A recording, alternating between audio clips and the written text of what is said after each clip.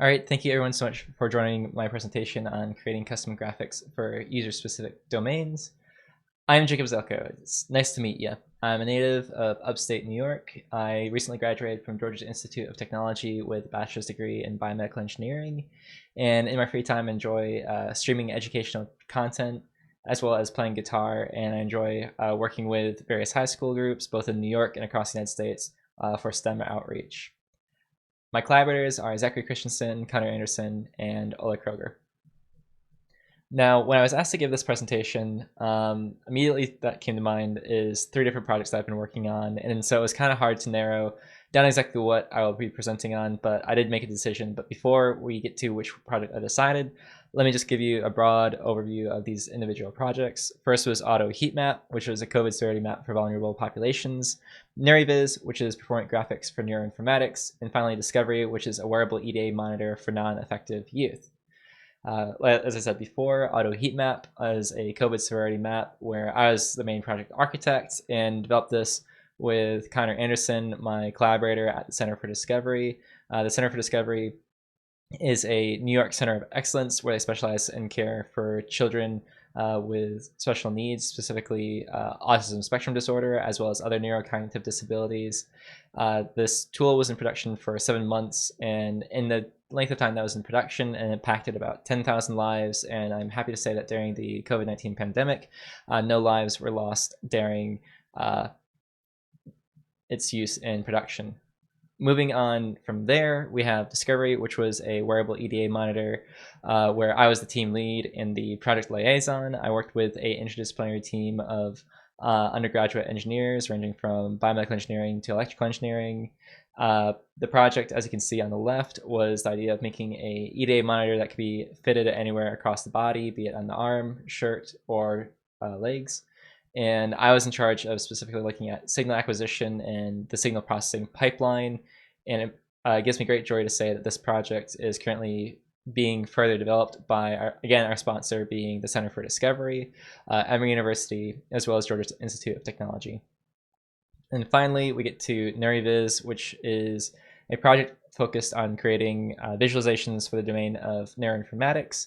Now, this project was entirely independent, and it was an open-ended project where I created this project from scratch. It was very technically challenging, as it pushed me a lot as both a researcher, a programmer, and also just someone familiar with the healthcare domain. And finally, it also aligns with my personal interests in mental health care, as well as public health and how we can relate that sort of aggregate information back to personal health and well-being. And this is actually the project that I chose to continue presenting on for the duration of this presentation. So before we jump more into what NeuriViz does, what it actually is, let me give some background on some common neuroinformatic visualizations. As a reference, we have a brain in the center of the image where we can see clearly the frontal lobe, parietal lobe, occipital lobe, and temporal lobe. And on the left and on the right, we actually have 2 uniquely distinct visualizations that are often used by neuroscientists to visualize activity in the brain. On the left, we have what is called an EEG Topoplot, which maps using electrodes attached to the skull, various electrical activity and electrical signals that are being carried on across different areas of the brain. And on the right, we have a diagram that is much more finely detailed than the EEG Topoplot, and this is called a connectogram.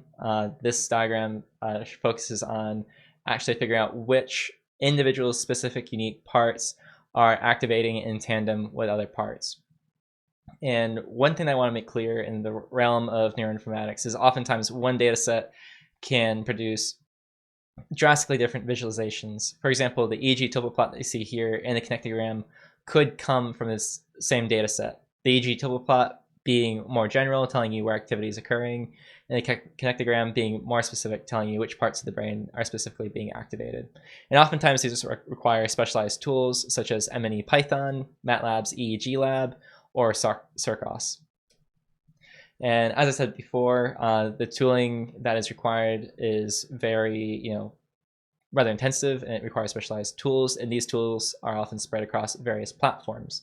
M&E Python, which is by far a fantastic package that has contributed a lot to the scientific neuroscience community in Python, is the de facto Python tool for analyzing EEG data, for example, in the Python programming language. And itself, it says it's an open source Python package for exploring, visualizing, and analyzing human neurophysiological data.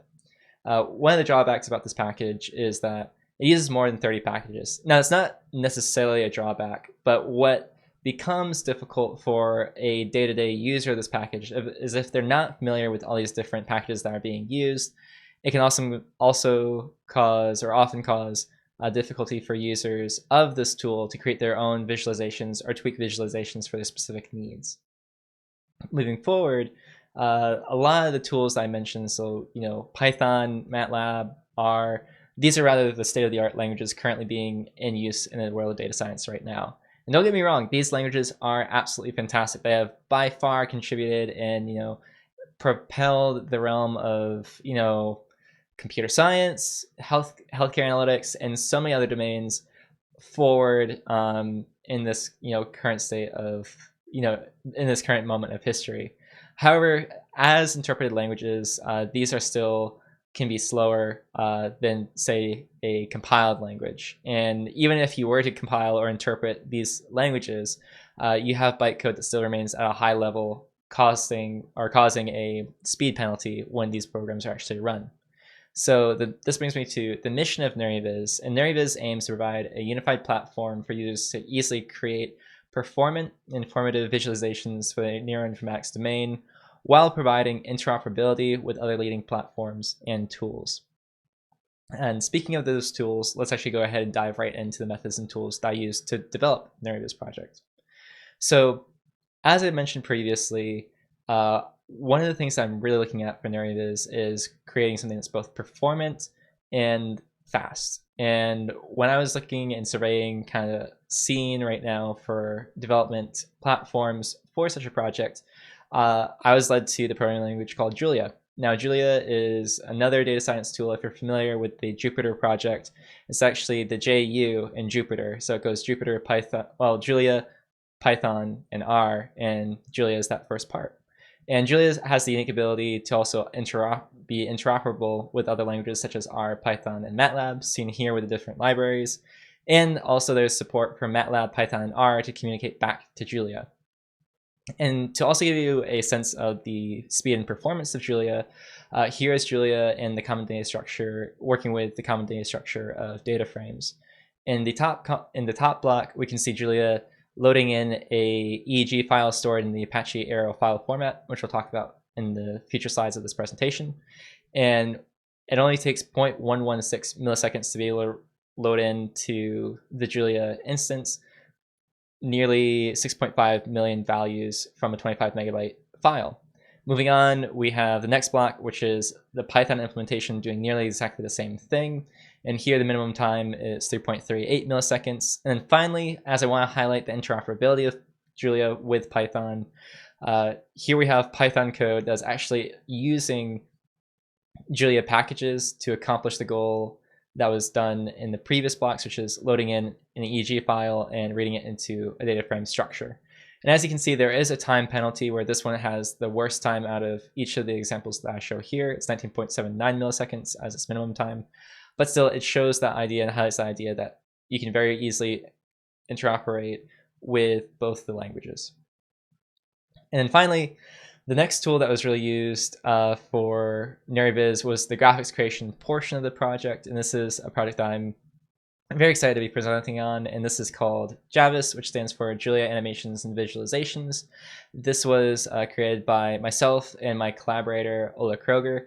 And every single animation that you see here right now is actually being written, or actually was written in pure Julia, and is all using the tool Javis. And to give you an example of one of the goals that we want to achieve with the NeuriViz project, which is to enable users to easily also create their own visualizations or tweak their own visualizations how they see fit.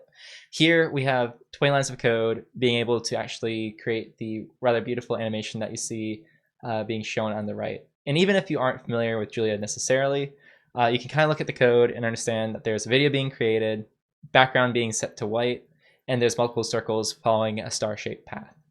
And the goal with this the goal with Javis is actually to provide users this easy syntax that ones can use to create whatever visualizations you want. And that actually brings me to NeuriViz and how that was implemented.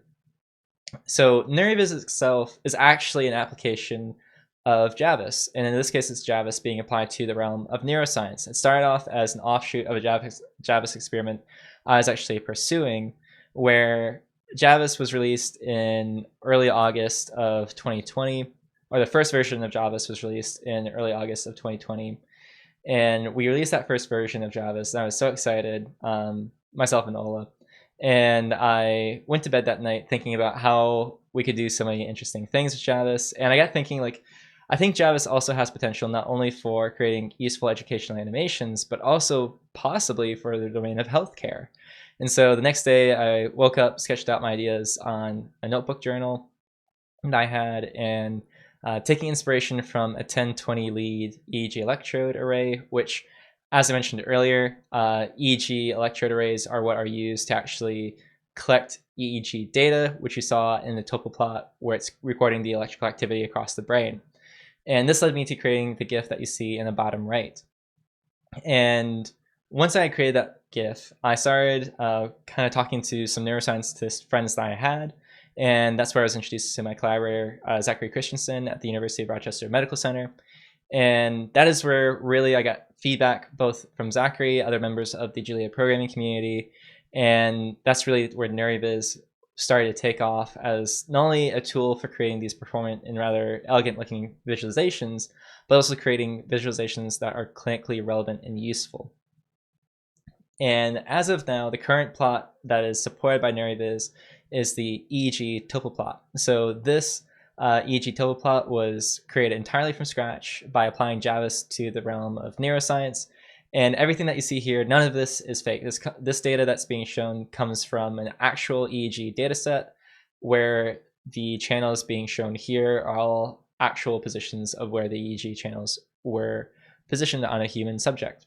And so not only does this show that you can do something like this in general in Julia, this also is an application, a successful application of Javis to a specific domain. Now, to actually get into how I did this, as I mentioned, we used an actual EEG data set, which I found from openneuro.org, which is a wonderful repository that hosts a variety of open source data sets that you can use related to neuroscientific investigations. For me, I chose the go, no-go categorization and detection task by Delorme et al., and that followed the brain imaging data structure, which is a internationally recognized file format for how neuroscientists can collect and collate their data together in an easy to understand standard and file structure that promotes reproducibility as well as transportation of the data. Finally, for myself, to really improve the performance of what I wanted to be working on, I converted most of these files that I had from the dataset to Apache Arrow, that Apache Arrow file format for improved performance. This unique binary method of storage allows you to actually use memory mapping, which allows you to load in data sets that are larger than memory, and it oftentimes improves drastically the speed of which you can actually open up rather large EED data files.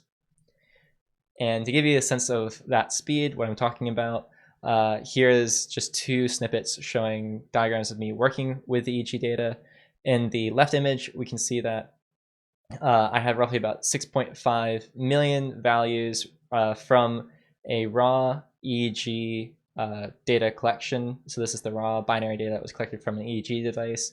And then we use Arrow or Apache Arrow to write to an Apache Arrow format. So that takes 15.5 seconds to create an Arrow file. And then if I want to read that back into a data frame to work with in the Julia programming language, that takes 82.7 microseconds. And as you can see, the allocations are very minimal. And then moving forward into the next snippet on the right, we actually are able to use the NeuriViz project to simply load in our EEG data into a variable called subject data. And then accessing this information becomes as easy as specifying what subject you want, what session you want, and what data from that session is of interest to you. So once we got the data into a malleable format, the question became, what do we actually do with it? And the very first thing that I chose to address was, how do we map the electrode channels to locations on the skull? And for that, I simply took the electrode positions that were given in this data set, and I projected them onto the skull, as you see here on the left. And to give you a point of comparison, Delorme et al. Also published a paper on this data set where they provided the following topo plot. And as you can see, there is some difference. For example, with the Delorme image, their EEG electrodes are rather more heavily inset into the head, as opposed to mine, which remains on the edge of the head. Now, I think there's two possible sources of explanation for this. One, they used a different projection algorithm to project the electrodes onto their head that you see on the right. As I used a very simple algorithm, they could have very easily done something like that.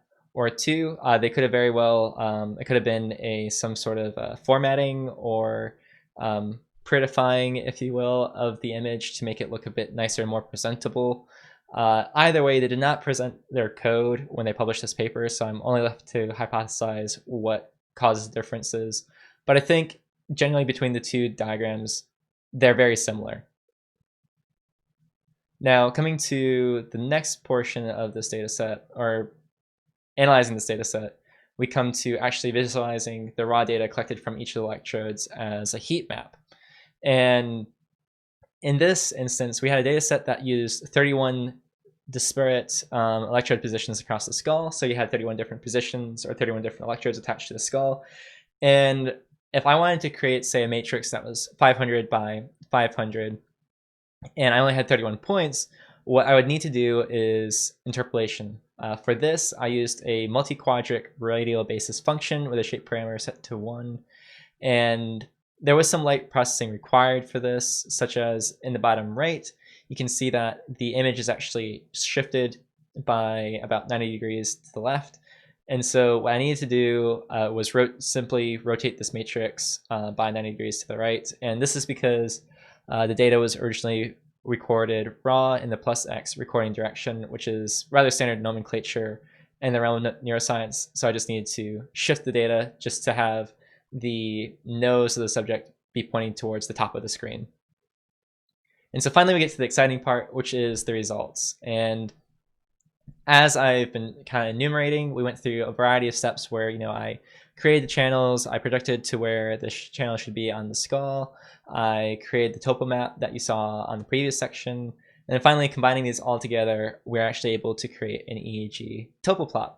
Now, as far as myself, members of the Julia community, and my collaborator Zachary Christensen and I are aware, this might actually be this might very well be a world first for the Julia programming language, as to my knowledge, nothing like this has been implemented purely in Julia without having to call to other languages to provide necessary functionality to create an EEG topoplot. Moving forward, just to give you a picture of some of these benchmarks being created, or the benchmarks that go into creating some of these images that you've seen, we have on the left to the right a image matrix, which is 100 pixels by 100 pixels, so length times height, to show you the different resolutions and output of what these different dimensions produce. So if we go from the left image, you can see that it takes 23 seconds to create the frames and 123 seconds to render the frames. Now, what I mean by that is creating the frames is doing a lot of these back-end calculations, such as interpolation, shifting the matrix, that sort of thing. And then rendering the frames is actually taking the calculations that were produced and creating image files from that. In this case, I'm taking 1,865 frames after I take the data set, which was recorded at 1,000 hertz, and I downsample to 4 hertz. And with the 1,865 frames, I'm creating GIFs out of each of those settings. So in this case, here I have a GIF for 100 by 100, 200 by 200, and 300 by 300. And as you can see, creating a GIF or creating the frames for the GIF is about 5 times faster than actually rendering the GIF across the board. Now, as I mentioned previously, there is certainly a lot of time. In this case, we have the worst performing visualization, which performs the worst, which is at 300 times 300 or 300 by 300 matrix. And it takes approximately 257 seconds to create the frames, and to render the frames, 1,113 seconds, or roughly around 18 minutes. Now, you might say to yourself, this is quite bad. But this is actually a great starting point because there's plenty of room for optimization. When I first created this proof of concept that you see currently, I did not use any sort of parallelization, improve type stability, or use any sort of better algorithms, etc., etc. Furthermore, the biggest bottleneck here is rendering, and I'm sure between these two kind of problem areas that I specified, we can continue to investigate and improve the speed at which these images are rendered. And this is already receiving rather positive reception, with some users or some viewers of the project getting very excited about it, as well as my collaborator Zachary showing some of my visualizations that I was able to come up with NeuriViz to collaborators or to other neuroscientists across the University of Rochester medical community. And this brings me to rather the future of NeuriViz. So as you can see from left to right, we have M&E Python, EEG Lab, and NeuriViz. 3 different examples to show 3 different ways of creating EEG topoplots. Now, colors and layout aside, I'm sure you can spot the key difference, which is NeuriViz topographs or NeuriViz topoplots currently do not support brain topography. And so what I want to do, and this is actually something that I've been working on, these images were created by myself, is implement the Marching Squares algorithm to create these boundary edges around the various forms of data on the brains. The Marching Squares algorithm is very famous, used anywhere from creating topography and maps to video game design. And here I'm using it to be applied to brain data. Next up, I would like to really investigate the 3D analysis of EEG data using a voxel approach to these EEG data sets. And pardon my rather poor handwriting here with these drawings. The idea would be to someday apply convolutional filtration methods across various axes of the brain scans that we have. In this case, the blue, green, and red layers representing different time intervals where brain activity is occurring. Then finally, I would really like to investigate describing uncertainty across the brain. This picture is from a very popular paper by Allen et al. Called Overcoming the Curse of Dimensionality, which is, you have a neuroscientific data set on EEG data, for example. And so the question is, how do you meaningfully represent all these different variables? And one of the first things that I thought would be really fascinating to investigate, and this is more long-term thinking with the future of NeuriViz, would be to actually represent the probabilities of where NeuriViz, or not NeuriViz, brain activity is occurring across the brain, and also giving those certainties associated where activity is occurring. And I think this would go very far to improve academic integrity of scientific visualizations, and also enable people to make their own tooling, which can also be used to show other latent variables that might be difficult to describe. And so finally, that brings me to my conclusion of this presentation, which is NeuriViz is a successful proof of concept in the application of Javis. And Javis is actually already being used across the world.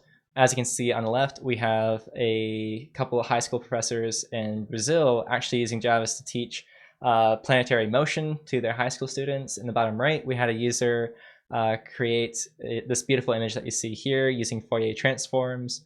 And one of the biggest things that I'm very excited about, as well as optimistic for, is that I think Javis has a huge future with actually helping with reproducibility. In the bottom right, another user and commenter on our project actually came and created a new functionality for Javis, which allows Javis to be rendered in notebooks such as Jupyter Notebooks. And so personally, I think there is a huge future for custom graphics, as well as using Javis for specific domains and increasing reproducibility of the project, of the overall project.